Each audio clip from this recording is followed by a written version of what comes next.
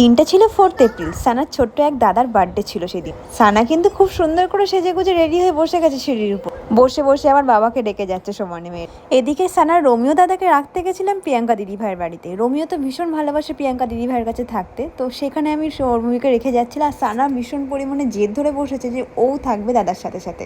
তো যাই হোক, সানাকে তো রেখে দিয়ে যাওয়া যায় না, কারণ সানা খানিক পরে আবার কান্নাও জুড়বে যাওয়ার জন্য। তো সেই কারণে সানাকে রীতিমতন জোর জবরদস্তি আমরা নিয়ে চলে আসলাম ওখান থেকে। আর সানা এদিকে দেখো বাইকে আমাদের দুজনের মাঝখানে কি সুন্দর স্যান্ডউইচ হয়ে বসে বসে যাচ্ছে। আর এদিকে চলে এসেছি খেলনার দোকানে সানার দাদার জন্য একটা ছোট্ট গিফট কেনার জন্য। তো সানা এদিকে মোটামুটি কিন্তু বায়না জুড়ে দিয়েছে। এই বয়সের থেকে বায়না শুরু হয়ে গেছে সানার। খেলনা দেখে হাত দিয়ে দিয়ে দেখাচ্ছে যে এটা দাও ওটা দাও। তো যাই হোক, আমি বললাম সানাকে তোমার বাড়িতে তো প্রচুর পুতুল আছে, প্রচুর খেলনা আছে, তুমি তো ওগুলো নিয়ে খেলো না, চলো বাড়ি গিয়ে তোমাকে আমি খেলনা দেবো। তো এই বলে সানাকে বুঝিয়ে ওখান থেকে নিয়ে আসা হলো। আর এদিকে দেখো, এটাই হচ্ছে সানার ছোট্ট দাদা, আজকের বার্থডে বয়। সবাই কিন্তু ওকে উইশ করতে ভুলো না, আর সবাই মিলে খুব আশীর্বাদ করো কেমন। সানা কিন্তু তার দাদাকে ভীষণ ভালোবাসে। আর এইদিকে দেখতে পাচ্ছ সানার মুখটা কেমন বাংলার 5 হয়ে গেছে। তার কারণ হচ্ছে সানার ছোট্ট ভাইকে আমি কেন কোলে নিয়েছি। তো ছোট্ট ভাই ঘুমাচ্ছিল আর ওর মা সেই সময় ছিল না বলে আমি একটু কোলে নিয়েছি। আর দেখো মেয়ের কাণ্ড, মুখ টুকগুলো কেমন ফুলিয়ে বসে রয়েছে।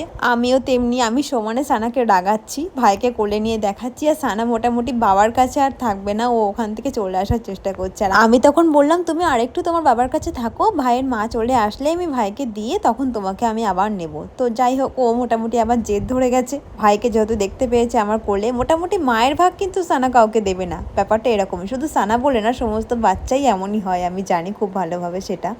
এদিকে কেক কাটিংয়ের জন্য তো সবাই মোটামুটি জড়ো হয়েই গেছে। আর এদিকে সানা তো তার একটা আঙ্কেলের কোলে ঘুরে বেড়াচ্ছে, দেখতেই পাচ্ছ তোমরা ভিডিওতে। এই যে, কিন্তু কমফোর্টেবল অত না, কারণ আঙ্কেলকে নতুন নতুন দেখছে তো, খানিকক্ষণ দেখলে আবার বেশ চিনে যাবে, তখন বেশ মিশেও যাবে।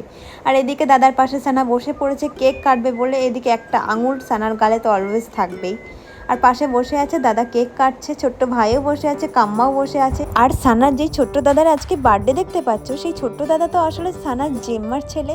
তো এই জেম্মাকে তোমরা নিশ্চয়ই আগের ব্লগে দেখেছো, তোমরা অনেক ব্লগেই দেখেছো। চারিদিকে সকলকে দেখিয়ে দিলাম যারা যারা ওখানে এসেছিলো। আর এই যে রেস্টুরেন্টটা তোমরা সবসময় দেখো, আমরা ছোটোখাটো যে কোনো অনুষ্ঠানে এই রেস্টুরেন্টে আসি। তোমরা তো এর আগেও অনেক ব্লগে দেখেছো। এই রেস্টুরেন্টটা আসলে সানার হচ্ছে কাকাইয়ের। তো যাই হোক, সবাই মিলে মোটামুটি কেক কাটিং হচ্ছিল। আর এদিকে সানা কিন্তু কেক খাওয়ার জন্য বসে আছে। আর সানাকে কেক দিচ্ছিল যখন সানার কাম্মা, সানা কীরকমভাবে কেকটা খেলো তোমরা জাস্ট দেখো। আমাদের সানা তো কেক খেয়ে বেজায় খুশি। আর এদিকে দেখো, সানার দাদা হঠাৎ করে মনে পড়েছে ক্যান্ডেল নেওয়ানো হয়নি। তড়িঘড়ি সানার ছোট্ট দাদা ক্যান্ডেলটা নিভিয়েই দিল। দিনটা কিন্তু সানার খুব ভালোই কাটলো, সেটা কিন্তু সানার মুখের এক্সপ্রেশন দেখলে বোঝা যাচ্ছে।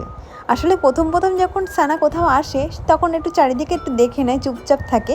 ঠিক 2-1 ঘন্টার পর থেকে সানা কিন্তু আবার নর্মাল হয়ে যায়, সবার সাথে বেশ আনন্দ মজা করতে শুরু করে দেয়। এদিকে সানা তো একদম ভীষণ চিল মুডে চলে এসছে। আর সানা এদিকে দেখতে পাচ্ছ যে নাচ করছে। কাকে দেখে কপি করছে দেখো, ওর বাবাকে দেখে কপি করছে, বাবা যা শেখাচ্ছে ও তাই শিখছে। আর এদিকে গুলাবি সারারা গান চললেই শুরু হয়ে যায় সানার নাচ। তোমরা এদিকে যাদেরকে দেখতে পাচ্ছ সবাই আমাদের রিলেটিভ হয়। তো সানা মোটামুটি সবার কোলে উঠে উঠে বেশ আদর টাদর খেয়ে নিল। এটা হচ্ছে সানার একটা ছোট পিপি। আর ওই যে কোলে দেখতে পাচ্ছ একটা ছোট্ট পিপি, ওটাও পিপি হয় সানার। সানার তো এবার ঘুম পেয়ে গেছে, তাই বললাম সবাইকে টাটা করে দিতে। ভিডিও ভালো লাগলে অবশ্যই লাইক, কমেন্ট, শেয়ার আর সাবস্ক্রাইব করে দিও।